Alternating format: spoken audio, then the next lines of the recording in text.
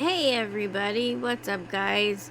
Welcome to the channel. This is the S-Files, and this video is part 2 to the Candace Owens Epstein connection. In part 1, I outlined Candace's family tree. It showed exactly how she's related to Joseph Biden, who is the connection to Jeffrey Epstein, and did a general overview of how she's connected and what those connections were. I did not include all of the information that I had in part 1, and since then I have come across more information. I have several of her family members in documents with Jeffrey's name on it, direct links to have 3 family members at least with direct links in documents with Jeffrey's name. So let's put this into perspective with everything that's going on in the social media world right now. Imagine if Erika Kirk's great uncle had an email from Jeffrey Epstein, or was mentioned in an email from Jeffrey. Yeah, exactly. But for some reason, it seems like nobody really cares that Candace Owens has family members that are directly, not only are they directly tied to Epstein Island, they are, her relatives are directly involved in the construction of Epstein Island. So, could you imagine if the tables were turned? The internet would be on fire right now. But because it's Candace, for some reason, we've got crickets. But that's okay. I'm gonna report on it anyway. Let's get into this. Okay guys, we are going to get into the DPNR stuff, but I had to include this because this is wild. I came across this completely on accident. Now, if you look, this is the will for Jeffrey Epstein, one that was drafted in 2001.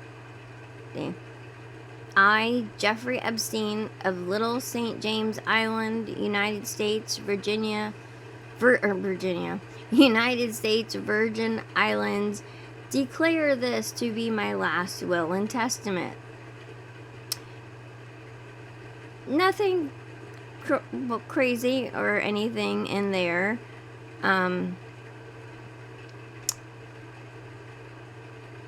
What is crazy though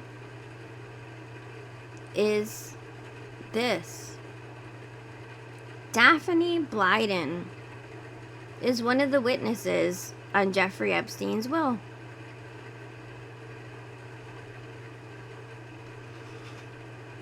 That's the signature. And here it is, right here. They're in print.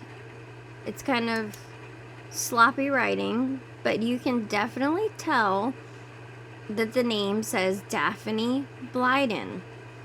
And this is all the way back from 2001.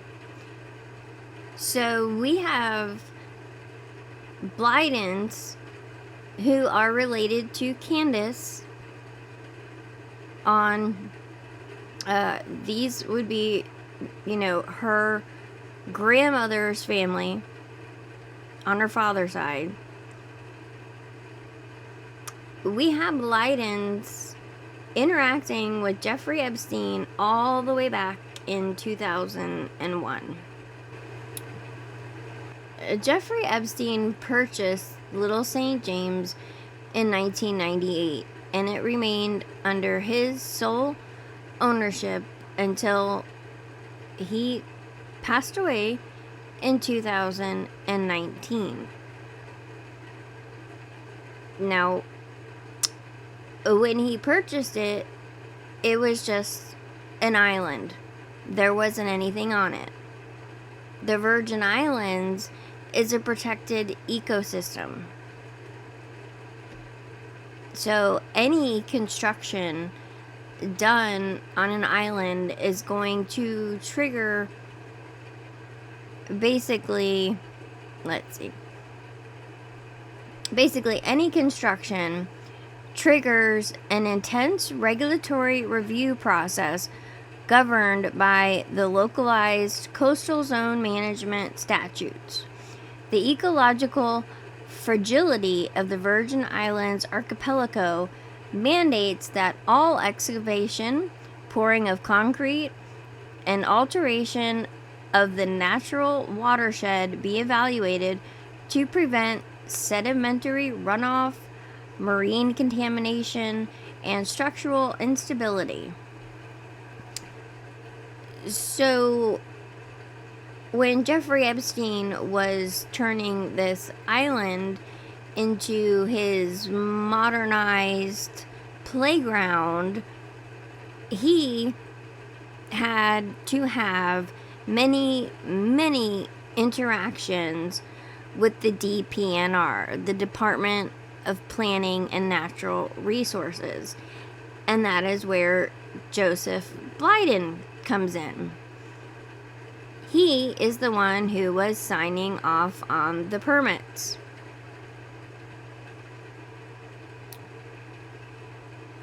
Now, in between 1998 and whenever he got busted, Jeffrey Epstein built quite a lot on Little St. James.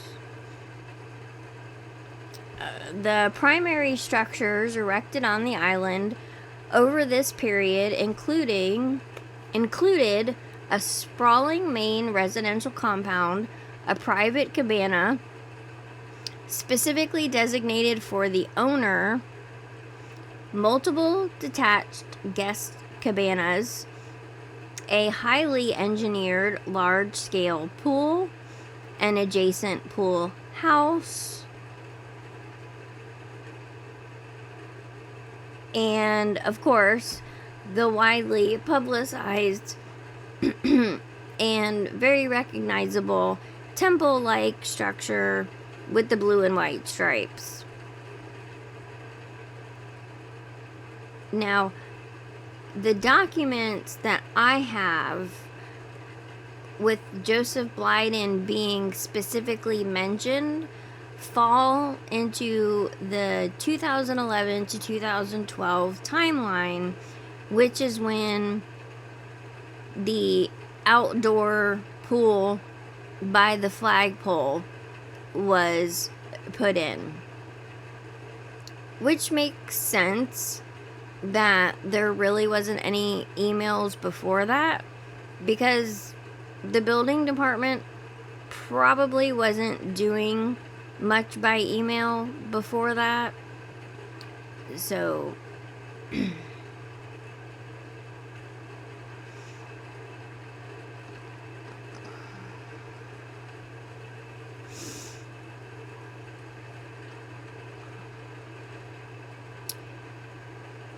man. So building Epstein Island was a huge undertaking. Everything had to be either flown in or shipped in from the mainland to St. Thomas to the Big Island, and then it had to be ferried over to Little St. James.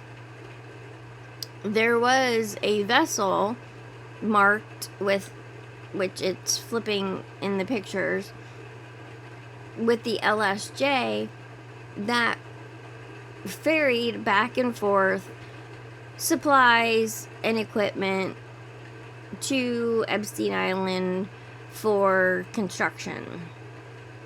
And right now we're just talking about the construction of Epstein Island. We're not getting into the visitors or how they got there or what they were doing there.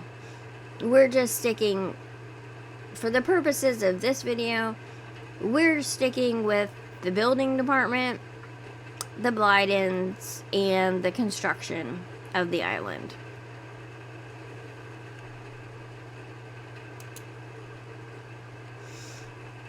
So there are records dating Joseph Blyden to the DPNR as far back as 2002. So we can place Joseph Blyden in the DPNR from 2002 until his last signatures appeared in 2014, the same year that he passed away. And like I mentioned earlier, and I will show you in just 1 second, he was definitely, even if he wasn't involved with any of the other construction on the island, he was most certainly involved with the construction in 2011 and 2012 of the outdoor pool by the flagpole. Because we have emails that specifically mention that. Okay. Right here, we have an email chain that was pulled from the Epstein dump regarding the pool, the DPNR, and specifically Joseph Blyden. If you check out the date, the dates are kind of important. Alright, the chain here, the point of this email, I have it highlighted. Okay. Jeffrey asked me to make you aware that we submitted for a permit for the pool and the building at the West Flagpole. He is anxious to get started, and do you have a contact to hurry the permit along? So Jeffrey was in a hurry for this permit. He wanted to get the pool and the building by the flagpole done. Okay. And here is the picture of Little St. James, the pool, the building, and the flagpole. So you have the email and the picture. You know, two pieces. So it's not like you could say the emails in the Epstein dump were made up or whatever. But when you pull up other evidence that corroborates what the emails say, you know, that's the whole point, you know, of investigating. But like I was saying with the dates, the other one was January 25th. Now we're on January 26th, and they are still talking about the permit for the pool. And this is the same email we were just on. It's just a different chain because it's been forwarded to more people. That's the part we just looked at.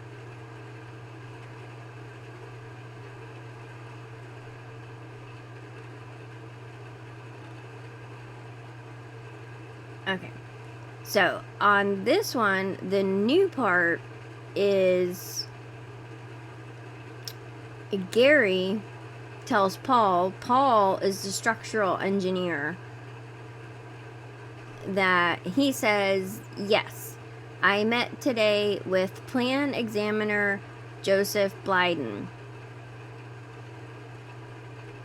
And there is also another email. Okay, this is the one. All right. The first two were January 25th and January 26th. And Gary said yes, that he had talked to Joseph Blyden. All right. Now we are in February 1st, 2011. And let's get this in order. All right.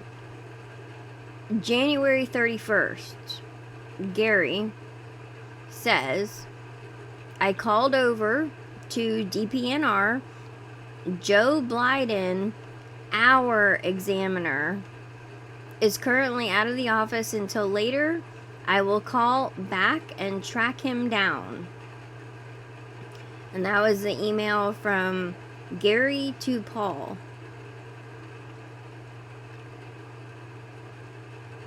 And then Paul says, any updates? And then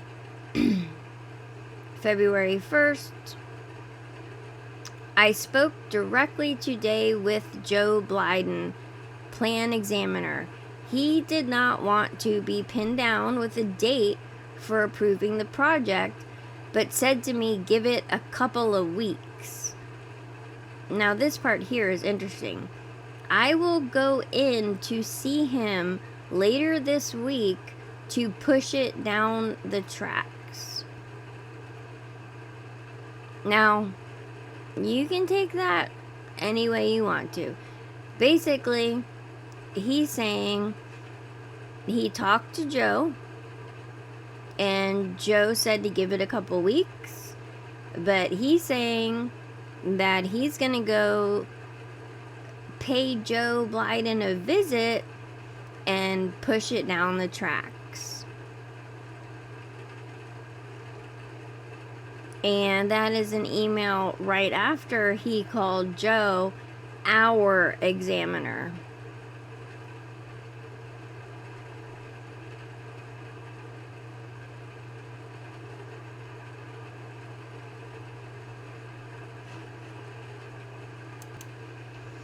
Now, I have not found any evidence, direct evidence, that Joseph Blyden was getting any kind of kickbacks or anything from anybody to push these permits through. But it's not exactly like they're going to type that in an email. And, you know, Joseph is no longer with us on this earth, so I don't want to disrespect the dead, of course. Like I said, we don't have any evidence to suggest such a thing, but we also have to consider real life, the possibilities, the position that Joseph held pays about $38,000 a year, and Epstein was, you know, very, very wealthy. He very easily could have threw Joe some money to get the permit signed faster. We do, however, have evidence that the DPNR, that other people and other Blydens definitely committed crimes. This right here is for Brent Blyden. who in 2008, he was the former director of permits. So Joseph Biden, although he worked within the DPNR, he was not the director of permits until after 2008. Like I said, the timeline with Joseph Biden and Epstein Island pretty much track with the 2000. He would have mostly been involved with having to sign off on the permits for the pool and the buildings that were built in 2011 and 2012, which those emails that I just showed you reference.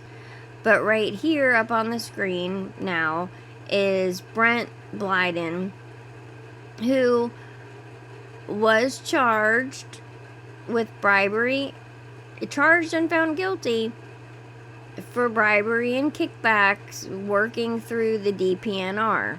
Now, it wasn't for taking money to sign permits.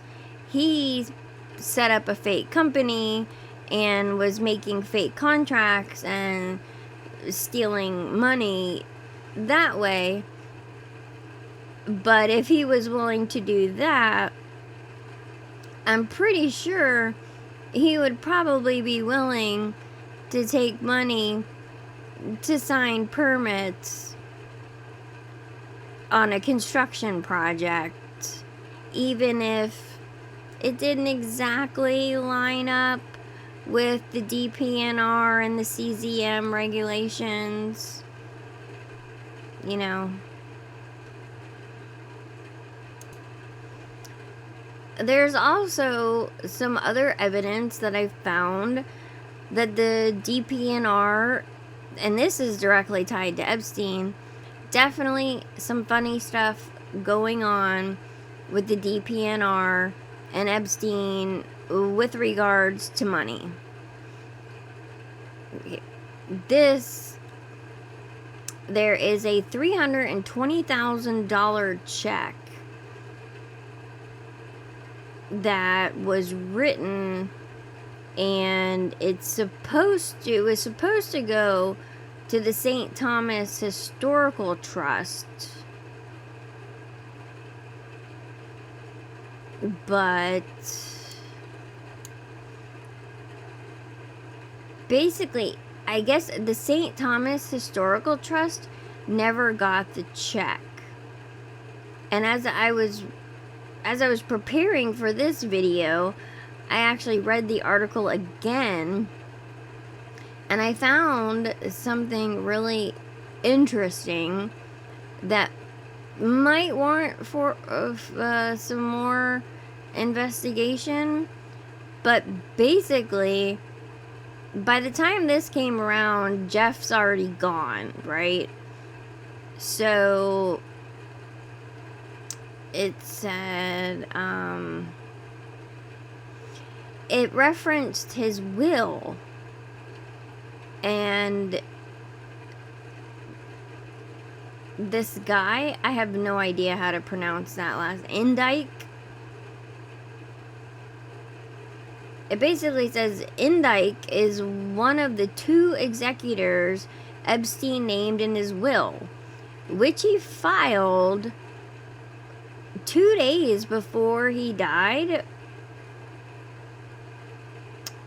I wasn't into the Epstein stuff, never followed the Epstein case. I was never interested in it, so I don't really know that much about it. I didn't realize he changed his will 2 days before. But that is not one of the executors that he named in 2001, which isn't necessarily that odd. But what was weird is that it said, in the will, there is a provision explicitly stating that his executors should use it's a $577 million estate is what Jeffrey left behind. And they can use those funds to pay out penalties for violations of environmental law, which basically means to pay the CZM or the DPNR for any fines or anything. And it also says even to the exhaustion of all the assets in my estate. So Jeffrey Epstein put in his will to go ahead and pay any fines that I have with the CZM or the DPNR, even to the exhaustion of all the funds in my estate. Now, as I'm saying that, and the more that I'm thinking about that is insane. And as I was doing the research for this video, you could see that once Joseph Biden was no longer with the DPNR, that's when Jeffrey started racking up fines and lawsuits. Because in 2016, he bought the Greater St. James Island. And it says it in this article. It says Epstein followed a pattern of non-compliance according to hundreds of pages of CZM records reviewed by the Daily News. Those records show that after starting an unpermitted building project, Epstein's attorneys, including St. Thomas lawyer Erika Kirk, would negotiate settlement agreements that typically allowed him to pay a reduced fine in exchange for promises that he would not be sued by the government. Now, the first lawsuit, the first one that I found for Jeffrey Epstein in the files was in 2016. So maybe we have to do some more digging into every time. Like, it's been crazy. Every time I think I'm done with this video and with this topic, I keep finding more. It's like you keep digging and you keep finding more. But when I was in the Epstein files, and if you search DPNR and it pulls up all the things in the files that contain DPNR, there is like 25 pages, and you can, like I said, you can kind of see how after Joseph Biden is no longer in the DPNR, that's when Jeffrey starts to get into trouble and starts getting fined. I found one where he had to pay like 70 grand because he didn't get permission or he did something wrong. I mean, in some of those areas, you've got to get permission to remove trees because they're protected.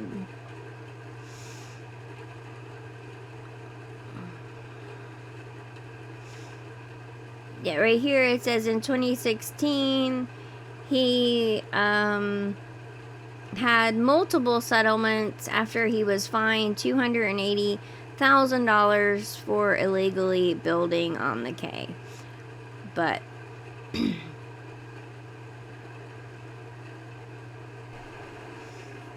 Alright, guys, so in conclusion, we've got Daphne Blyden, who was a witness to a 2001 draft of Jeffrey Epstein's will.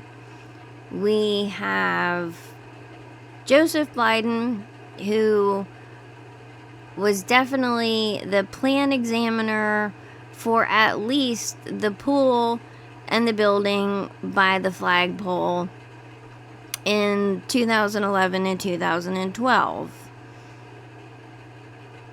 We have Jasmine Blyden, who signed the invoice, or she's on the invoice, and she signed for the 100 pails of hazardous materials that were shipped to Epstein Island. And we have Brent Blyden, who is at the DPNR, and he was the permit guy before he got busted for a bribery and kickback scheme. So basically, Candace has relatives that helped build Epstein Island, shipped things to Epstein Island, witnessed his 2001 draft of his will, and Brent was arrested while he was the permit guy who Jeffrey would have been dealing with, because Jeffrey bought Little St. James in 1998. Brent Blyden got arrested for bribery and kickbacks in 2008. So Epstein owned the island from 1998 all the way up until his death in 2019. So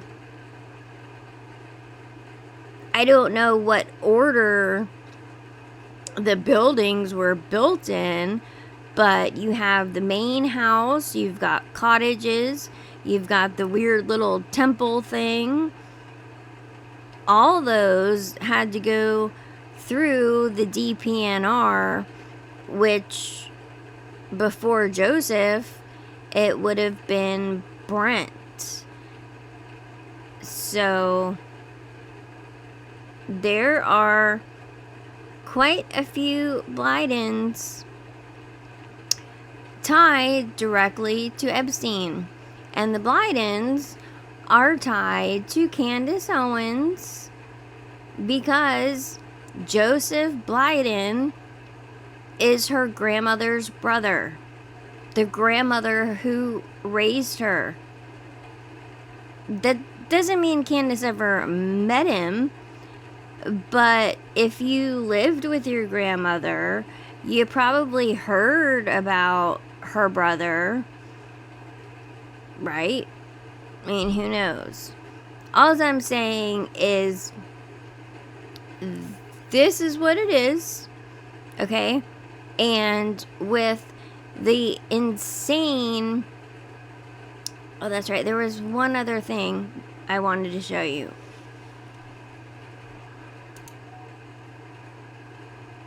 Okay, here it is. This is what I wanted to show you.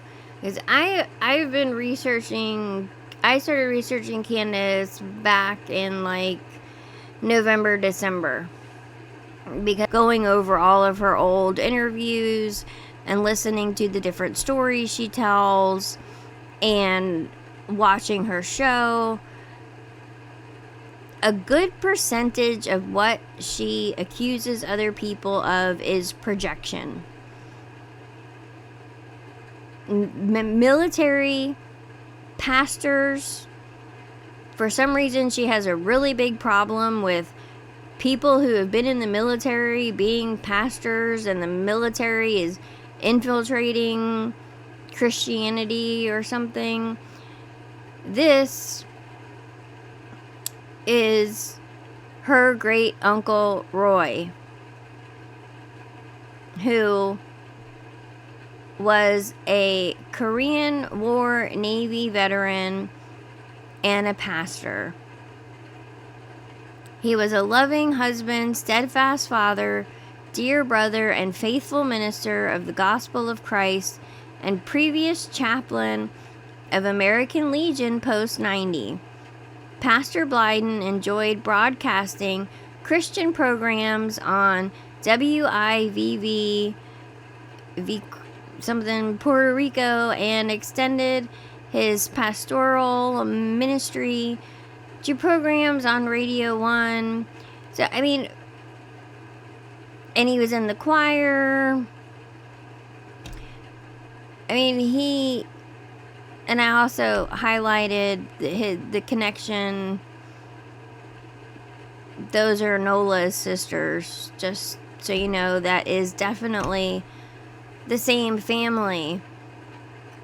But he was a veteran, and he was a pastor, and a lot of the Blydens, when you look into them, seem to be pretty stand-up citizens. Obviously not all of them, because we've got Brent, Joe Blyden over at the DPNR. We can put in a question box. We don't know if he did anything wrong or not, but he definitely was involved in, you know, doing the signing the permits for Epstein Island, because basically without the signature from the building department, you aren't building anything. So even though, and that's what kind of brings this whole story together, is you have elites like Jeffrey Epstein, but they can't do anything without the signatures of the civil servants who work in these local bureaucracies. So that's just is how it is. And that's how and where corruption starts to take place at the local level, because these people who work in these positions kind of hold a lot of power. Jeffrey was in a really big hurry to get this pool done. Joseph Blyden doesn't make a ton of money. So throwing, $50,000 at somebody who works at a building department so you can get your pool built faster, that's how it happens. It's just the way the world works. That was a hypothetical. I am not accusing Joe of actually doing that. I'm just saying that's how it works. The elites can be elite and have all the money that they want to, but when it comes down to it, you buy an island, especially somewhere like the Virgin Islands, that is a protective ecosystem, you are going to have to deal with CZM and the DPNR, and if they don't want to sign your paperwork, or if they don't want to approve it, or they don't like it, you are not going to get it done. And that's just the way it is. So regular pretty much sums up everything that I have that I can think of. I don't think I left anything out this time that I can think of that doesn't need more investigation to prove. So that is it for this one. Thank you so much for watching. Please consider subscribing. Hit the like button. Do all the things that YouTube requires to get the video out into the algorithm, to help the channel grow so we can spread the truth. We will spread the truths that people don't want spread, because I am not beholden to anyone. so we can spread the truth and talk about the truth about anyone. It doesn't matter who it is. If it's true, it's true, right? So anyway, thank you so much for watching. I hope you have a great day, a great night, whatever time it is for you. And I will catch you on the next one.